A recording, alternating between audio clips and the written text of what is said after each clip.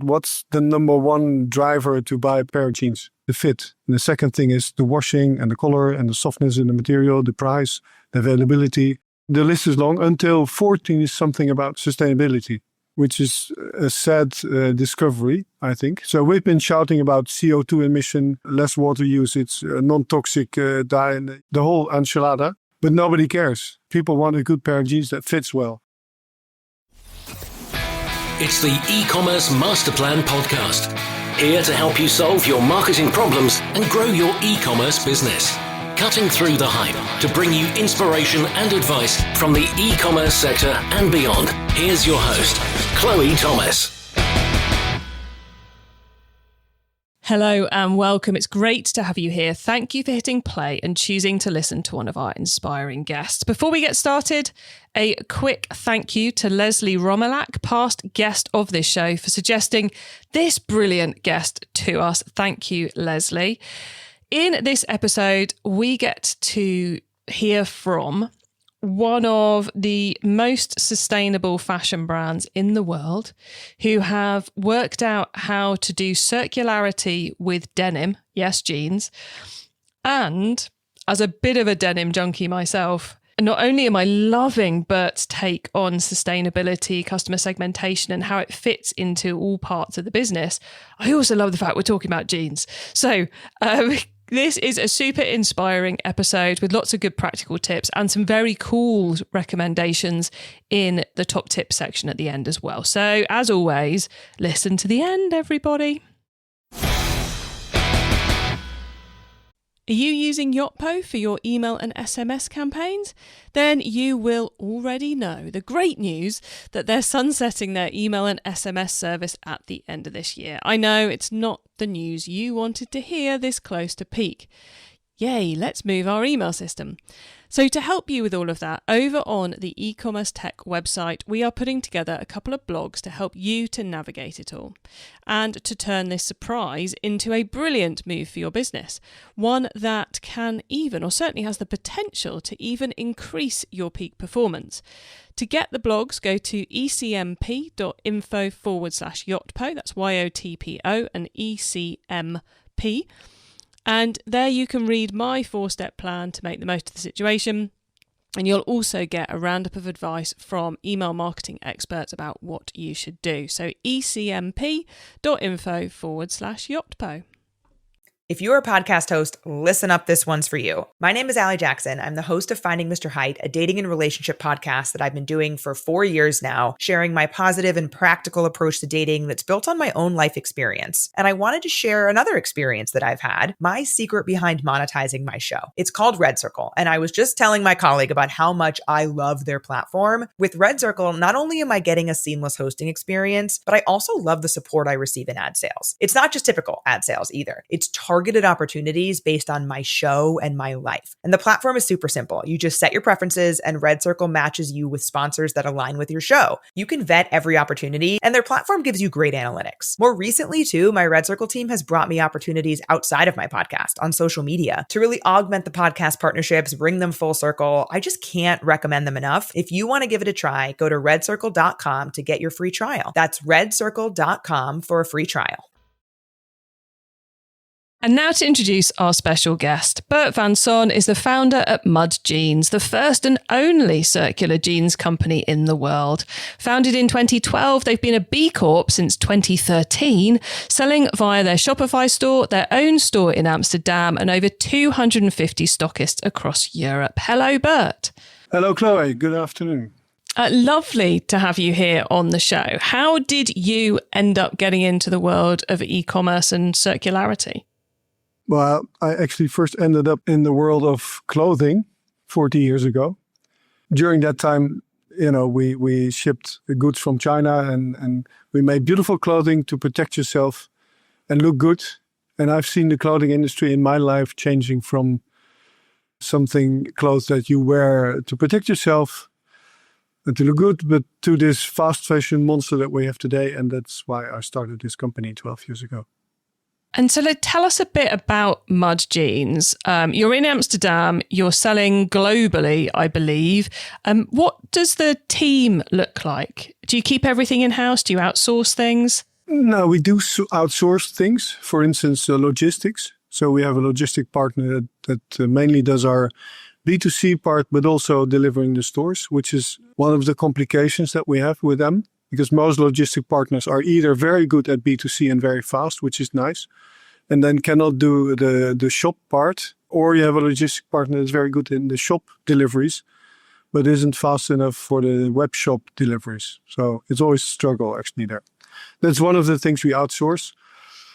We are 12 people and a lot of interns also very often, because Amsterdam is Denim city. We have a lot of fashion schools here, and because we're a BCorp and also because we do something different, we are lucky to get very talented, intelligent, intrinsically motivated young people wanting to use their efforts in our company, which is always a joy to see them coming, but also going, unluckily.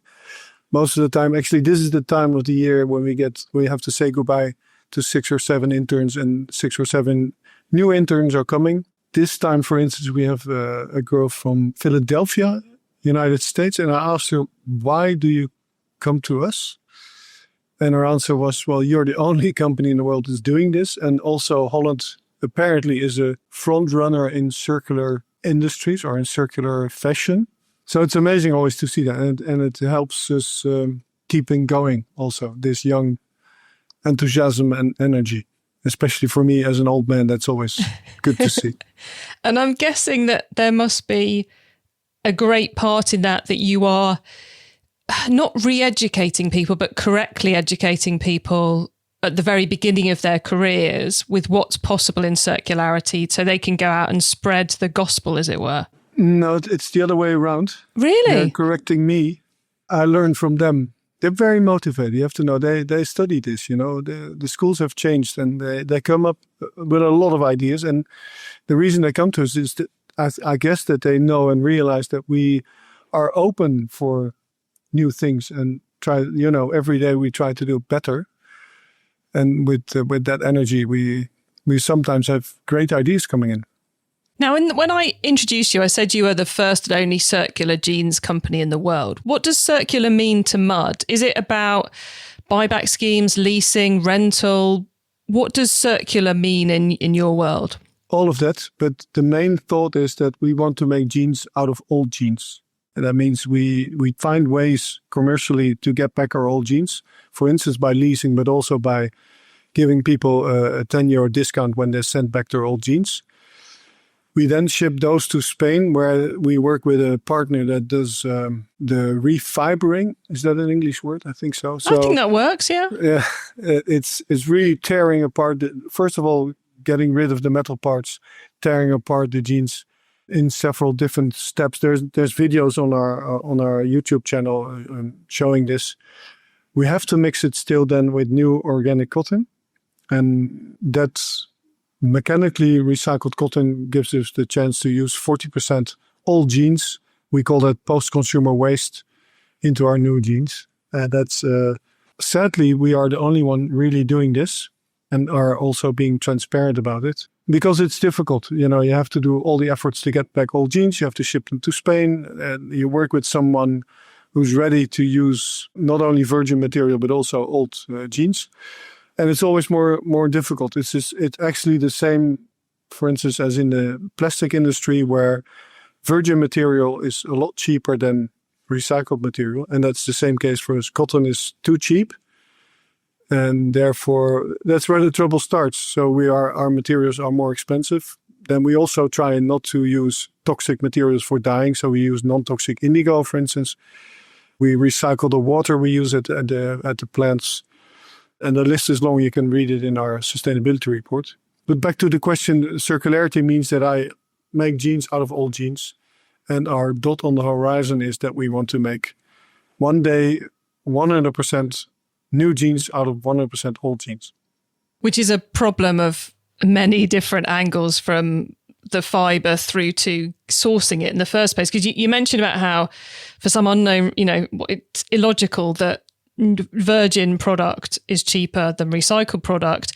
But it's also, of course, the other big challenge I would assume is that if you're using Virgin product, you can pick up the phone and go, I need X meters of this denim by the end of the week, and it arrives. Whereas when you're using the recycled, you've got to find enough denim to then organise the manufacturing of the cloth. So it's a lot more complicated in the supply chain too. No, I have to... Oh, really? Maybe I'll tell a story about the first years when we started this, and we started with leasing jeans, which was picked up by the whole press all over the world, which is funny. The Guardian wrote about it, the Wall Street Journal, because everything had been invented in the denim industry, but not leisure jeans. So that meant that we got a lot of attention, and people were asking me, okay, you're taking back old jeans. What are you really going to do with it? So we said, okay, let's try to be smart. No budget, small company. We'll show it on the socials, on Insta and things. We'll drive with 2 cars full of old jeans to Valencia, where our partners who's doing the recycling, and we show them how the whole system works. But at that time, I didn't have enough old jeans. So I called the old clothing gatherer and asked him if he had some jeans for me. And he said, yeah, of course, you can go to this place on Saturday morning where we put all the old stuff that we get. And I knew we had a lot of waste in clothing at that time, but I've never realized, and I advise people to go and look at such places in the UK or in Holland. You walk into a hole that's 5 football fields large, 20 meters high, full of denim, not even old clothing, but old denim.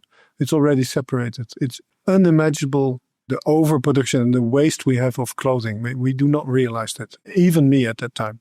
So there's a lot of jeans to be recycled. So instead of burning it or putting it into the ground or whatever, we have to start recycling. And out of all clothing gathered, only 1% is recycled. So there's a lot to do there. So there's endless supply in There's actual endless fact. supply. Yes. Yeah. Yes. So how have you, I mean, obviously, you said when you launched the leasable jeans, the rental jean system, that was huge news and you got lots of great PR from it. Do you find generally that the mission that you're on translates easily into sales and marketing? No. Is the reason why okay, no. Not at all. No. Getting a lot of PR is nice, especially for a fresh brand, a new brand that wants to start. It gives you a kickstart, but it doesn't mean you sell a lot of jeans. A lot of people are interested. They're really curious what you do. But the next step to buy a pair of jeans that has recycled content in it is sort of a next level step, because I got a lot of questions like, does the material feel more rigid, or does it fall apart quickly, or does it smell bad, or you can name it. So between having a lot of PR, that's nice, but selling is something else. So to drive the sales, it's all about what any other jeans company, fashion company would do. It's the style, the design, targeting the right customer, all the standard stuff. I'm glad you say this because it took me 10 years to think this out, and to get a new CEO who did research. And guess what? What's the number one driver to buy a pair of jeans? What is the first thing you think of when you buy a pair of jeans? Will it fit? Exactly, it's the fit. And the second thing is the washing and the color and the softness in the material, the price, the availability. The list is long until 14. Number 14 is something about sustainability, which is a sad discovery, I think. So we've been shouting about CO2 emission, less CO2 emission, less water usage, non-toxic dye, no children, the whole enchilada. But nobody cares. People want a good pair of jeans that fits well. And if you know that, then you have to change this message into, you get into the big world where you have the best photography, the best funnel on your website, the best, you name it, everything, the best influencers, because you're fighting with the big guys. So bearing all of that in mind, this is something I've been pondering, certainly for the whole of this year, if not for a bit longer, which is that if you are a sustainable consumer brand, fashion, gift, food, whatever it might be, and you have become a B Corp, you've got all the good criteria, you're really doing it, you're definitely not greenwashing. I feel like the sustainability message almost its place is post-purchase. Yeah. In educating the customer and making them feel warmer about the brand so they'll come back again. But like pre-purchase, it's all about all the standard stuff that the consumer wants. Then afterwards, you kind of go, and by the way, this is really awesome because all these additional things. Is that how you treat the message? Yes and no. We've divided the customers in 4 groups. The dark green ones. So the dark green is a small part of the population. It's about 5 or 6% in Holland and Germany. In Germany, a little bit more. And those are the ones that buy a pair of mud jeans and they say, it doesn't really fit well maybe or something. But I'll keep it anyhow because it's a pair of mud jeans. Then you get the light green customers. Those are the customers that have been on holiday in Spain and saw cars drifting down the road and thought to themselves, something's going wrong. I might have to change my behavior a little bit, and they start looking for easy things to change and to be more sustainable or more conscious. And then of course there's the light gray customer.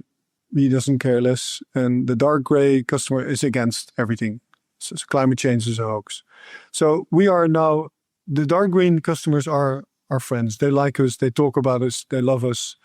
They will always buy mud jeans and nothing else. And then the light green customers we are targeting now because it's a much larger group.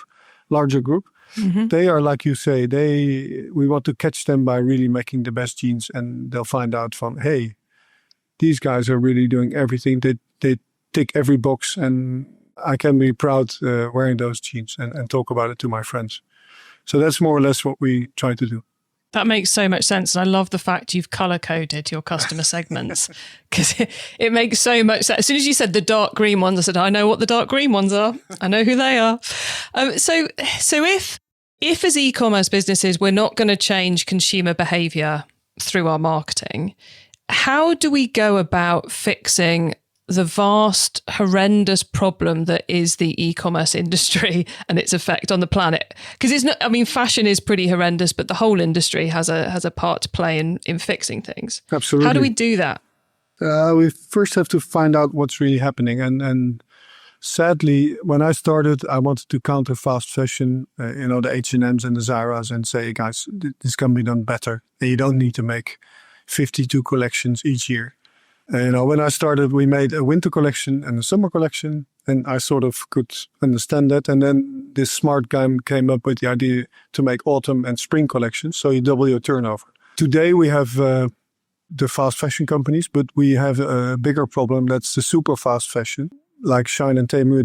They just did a brilliant job by finding out with IT and AI. To see what's happening on socials, what people like, and put it 3 days later in their store and making it in a horrible way. And that's really what's happening today. And I don't know how to counter that because they're just too strong. And we don't charge any income duties. We don't charge TVA. Even in Europe, there's a law that when a package comes in, that you have to deliver it as post NL or whatever. So we are killing our own industry at the moment, and we're also killing our own economy because this is money that just goes out of our economy and never comes back. Those people are not hiring people in Holland. They're not paying tax. They're not paying social charges. They're not paying nothing. I saw an interview with a Greek old minister of finance. He explains this very well, how this money extracted from our economies and is really very bad for us.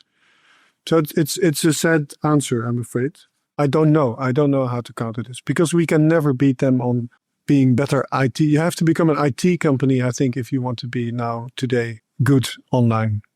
Correct me if I'm wrong, but that's I think there's plenty of tech involved, but I'm not sure any of us should be aspiring rather to be Shane or Temu because I think if we all try and do that, we're just fast tracking our inevitable demise. Here in the UK, there are many reasons I detest Brexit. One of the ones emotionally that I detest is that the EU are, I would say, probably one of the top governments in the world leading the charge on legislation. They try to change such things. Yeah. Which obviously, because of their, the size of the economy, that's impacting on how businesses all around the world are having to behave. True. Yeah, there's some good laws coming in, like the EPR, the Extended Producer Responsibility, which is in place now since, I think, the 1st of January. The SPR, the CSRD, those are all very well thought legislations that are taking place now, which is good. I agree. But I hope that they will be making the impact that we hope for. E-commerce Master Plan is supported by some of the greatest companies in the e-commerce sector. Here's a reminder of who they are. Are you using Yotpo for your email and SMS campaigns? Then you will already know the great news that they're sunsetting their email and SMS service at the end of this year. I know it's not the news you wanted to hear this close to peak. Yay, let's move our email system.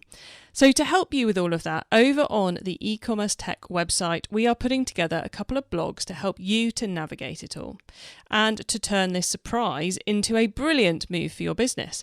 One that can even, or certainly has the potential to even increase your peak performance. To get the blogs, go to ecmp.info/Yotpo, that's YOTPO and ECMP. And there you can read my 4-step plan to make the most of the situation. And you'll also get a roundup of advice from email marketing experts about what you should do. So ecmp.info/Yotpo. Have you yet downloaded our ebook? To celebrate reaching episode 500, we've created an epic e-commerce success-focused ebook for you, packed with 500 top tips about how to make your e-commerce store more profitable, featuring the advice of many, many past guests alongside industry experts and many of you as well, our listeners. I've checked every single tip and organised the whole thing into sections for you, making it super easy to dip in and dip out and take inspiration as and when you need it. This ebook needs to be sat on your desktop or even printed and sat on your desk. Download your free copy right now at ecmp.info/ebook. Get 2024's most valuable e-commerce ebook now, ecmp.info/ebook. It's time for the top tips round. I love this section because it gives me and our listeners some really quick ideas for taking our businesses to the next level. Bert, I am fascinated to hear your top tip. So are you ready for this? Yeah. Okay. The book top tip. If everyone listening to this podcast agreed to take Friday off and read a book to make their business better, which book would you recommend? Well, your listeners are very fast readers, so I've got 2 tips for them. One is called Abundance. It's an old book already from Diamantis. He writes about that there's enough for everything and for everyone. We just have to get smarter using it. And then for me, the circular economy is one of the things which your famous writer, actually, the donut economy, also writes about. But that's one of them. And the second one is Good is the New Cool from Abdelaziz. And he explains that companies that have no purpose and are only there to make as much as possible profit for the shareholders are not going to exist anymore. He believes, and he explains it well, that a company has to have a purpose and a well-thought plan to not only make as much as possible money, but also has a purpose, has something to do better for the world. So those are 2 interesting books, I think, that I read that I really liked. Nice. I like the sound of both of those. The traffic top tip. Which marketing method do you either prize above all others or think doesn't get the press it deserves? Yeah, for us, it's very simple. We've been working hard on that. It's our newsletter. We've got now around 60 or 70,000 subscribers, and they react really very well on what we say. You see immediately opening rates and hitting rates going through the roof when we send out a newsletter. The thing is now that, of course, we have to be careful with them. We don't want them to unsubscribe. So it's a very thin line between how many newsletters you send and what your momentum is on that. Because if you do too many, it's going to work against you. It's always the challenging thing with email is not getting greedy, because greedy brings short-term results, but really decimates you long-term. Yeah, but it's tempting sometimes to do that. Very tempting. The tool top tip, maybe a collaboration tool, a social media plugin, a phone app, or just a way of working. Is there a cool little tool you use that makes you and your team more efficient from day to day? There's so many tools, but today we've just spoken to, which I want to highlight because I really like their idea. We've been speaking to Ninjas. And Ninjas is a company from Finland, also based in Berlin. And we had this problem because we do lease jeans, and after the lease or after also normal clients send back their old jeans. And we have actually two categories coming back. One is they're totally gone. There's nothing to do anymore. And we throw them into the bin for recycling.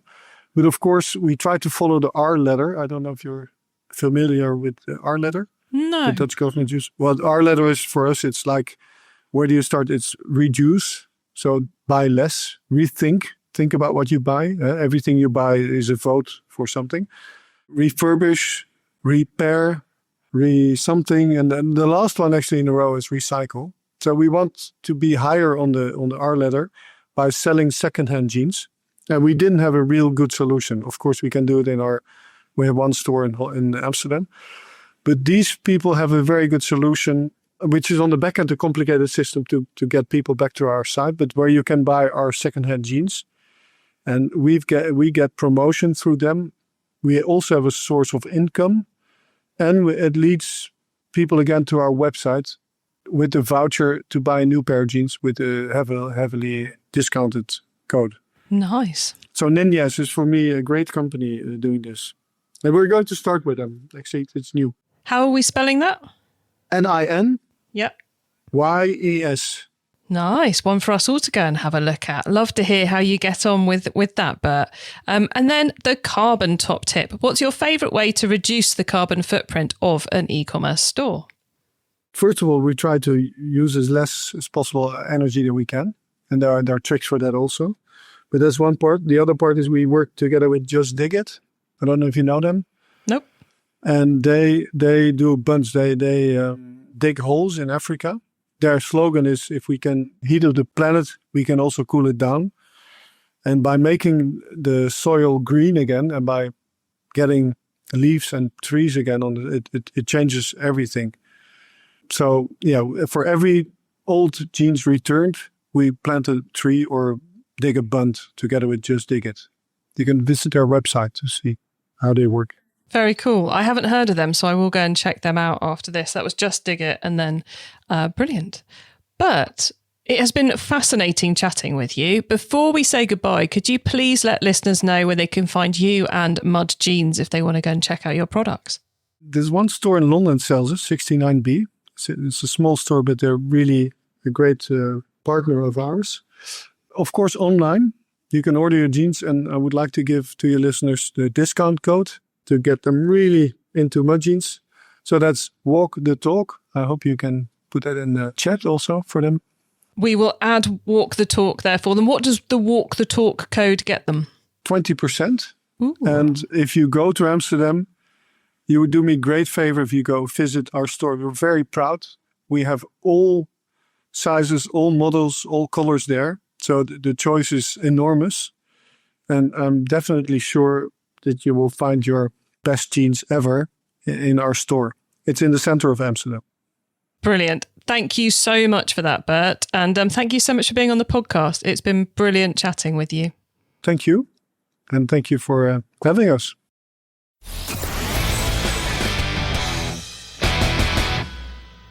How fascinating to chat to Bert there.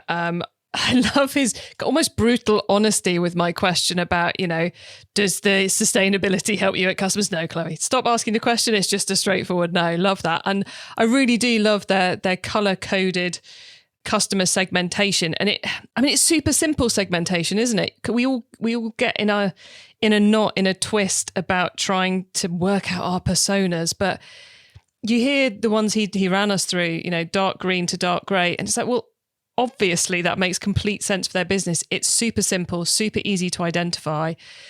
And clearly makes their lives really straightforward in understanding who they're talking to at any given moment. And increasingly important as we move more and more into a world where the message is the identifier, the message is the differentiator between audiences as well as responses. All right, before I go off on one about that, you can get your hands on the notes from this episode, including the top tips and links to what we mentioned, by heading over to ecommercemasterplan.com. You can also use our direct to episode short links. Just put ecmp.info/the number of this episode into the URL bar and you'll be redirected straight to the right episode page. Once you get to the website, you can also add yourself to our email mailing list even, so you don't miss out on any of the other things we share to help you improve your business. Now, if you like this episode, then have a listen to episode 392, where I'm chatting with another circular-focused, inspiring founder, Cressy Wesling from Elvis & Cressy. An absolutely definite pair to this episode, so go and have a listen to that. And if you want more from BCorps, then head to ecmp.info/BCorp. That short link will take you straight to a full list of all our BCorp episodes on the website. Thank you for tuning to this and every episode that you do of the e-commerce master plan podcast. I bring you a new one every week because I want to inspire and help e-commerce business owners to succeed and thrive with your businesses, including working out how sustainability fits into your business. So if you know someone this show can help, please tell them to listen to the e-commerce master plan podcast. I hope you have a great week and don't forget to keep optimizing. Thank you for listening to the e-commerce master plan podcast. Find out more at ecommercemasterplan.com/podcast. Are you using Yotpo for your email and SMS campaigns? Then you will already know the great news that they're sunsetting their email and SMS service at the end of this year. I know it's not the news you wanted to hear this close to peak. Yay, let's move our email system. So to help you with all of that, over on the e-commerce tech website, we are putting together a couple of blogs to help you to navigate it all and to turn this surprise into a brilliant move for your business. One that can even, or certainly has the potential to even increase your peak performance. To get the blogs, go to ecmp.info/Yotpo. That's YOTPO and ECMP. And there you can read my 4-step plan to make the most of the situation. And you'll also get a roundup of advice from email marketing experts about what you should do. So ecmp.info/Yotpo. If you're a podcast host, listen up, this one's for you. My name is Allie Jackson. I'm the host of Finding Mr. Height, a dating and relationship podcast that I've been doing for 4 years now, sharing my positive and practical approach to dating that's built on my own life experience. And I wanted to share another experience that I've had, my secret behind monetizing my show. It's called Red Circle, and I was just telling my colleague about how much I love their platform. With Red Circle, not only am I getting a seamless hosting experience, but I also love the support I receive in ad sales. It's not just typical ad sales either. It's targeted opportunities based on my show and my life. And the platform is super simple. You just set your preferences and Red Circle matches you with sponsors that align with your show. You can vet every opportunity and their platform gives you great analytics. More recently too, my Red Circle team has brought me opportunities outside of my podcast on social media to really augment the podcast partnerships, bring them full circle. I just can't recommend them enough. If you want to give it a try, go to redcircle.com to get your free trial. That's redcircle.com for a free trial.